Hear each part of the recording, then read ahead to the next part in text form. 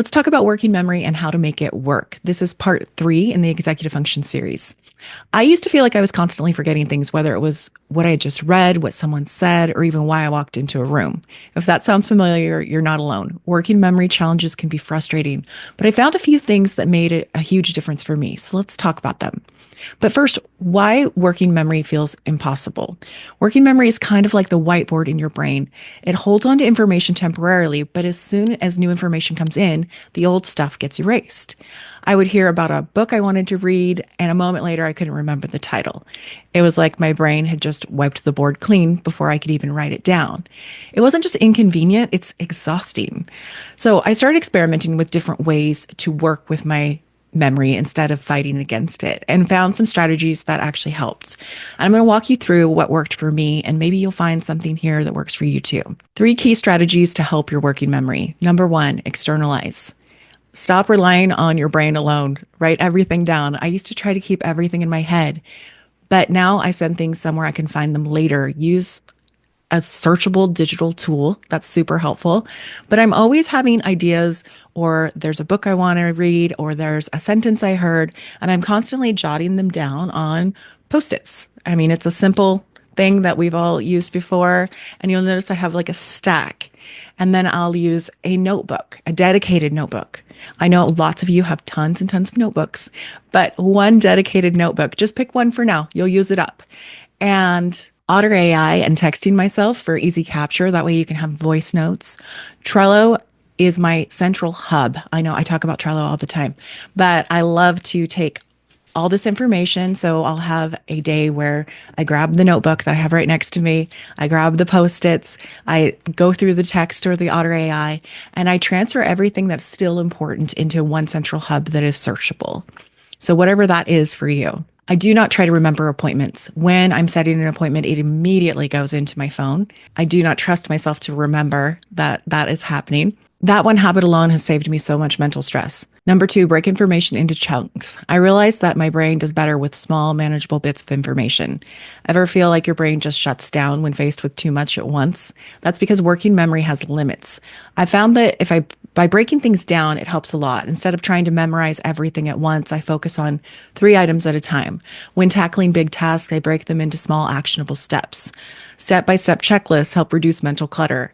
A trick I use when grocery shopping, I group items into categories: produce, dairy, snacks, so that I don't have to remember a long list of random things. It's way easier to recall categories than a bunch of individual items. Number 3, use visualization techniques. I've started turning words into pictures, and it's a game changer. A big aha moment for me was realizing that when I was stressed about not remembering something, I was actually making it harder to remember. But when I trusted myself more, the information came back more easily. I create a mental picture of what I need to remember. I use memory palaces. I don't know if you've read about that before. Imagining placing items in familiar locations. I make things kind of weird and funny. The sillier the image, the more it sticks. A real life example. Every Christmas, I bake a ton of cookies, and I kept losing track of how many cups of flour I had added, which meant restarting multiple times. Now I use a mini abacus, and I move a bead for each cup of flour. All right, so try one of these strategies today. It's your turn. Which of these, if you're on YouTube, say in the comments, which of these are you going to try? Or what's your working memory trick? A book I really enjoy that talks about all kinds of working memory tricks is Brain Hacks. And one of them in there that's just really simple is trusting your memory more, kind of what I talked about earlier. But if you write something down and you tend to want to look at it, instead of looking at it to try to, transfer it somewhere else, say those verification codes that we get on our phone all the time, right? Trust yourself that you know that information. We don't memorize phone numbers anymore, but that makes me think of an example, that you know the phone number rather than checking the phone number. But really testing your memory will help to strengthen it. So this is a quick one today. Like I said, I want to know what your tricks might be, or if there was anything in here that would be helpful to you.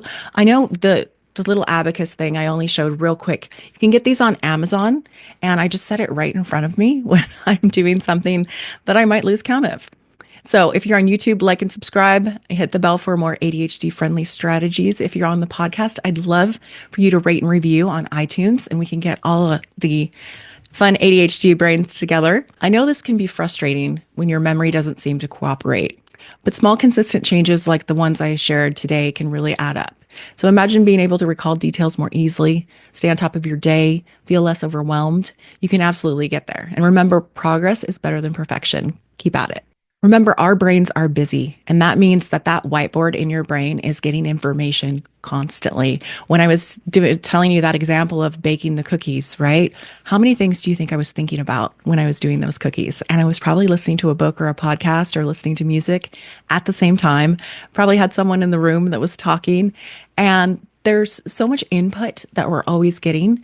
No wonder our working memory is having challenges. So do what you can do to help yourself, to support yourself. I will see you next week.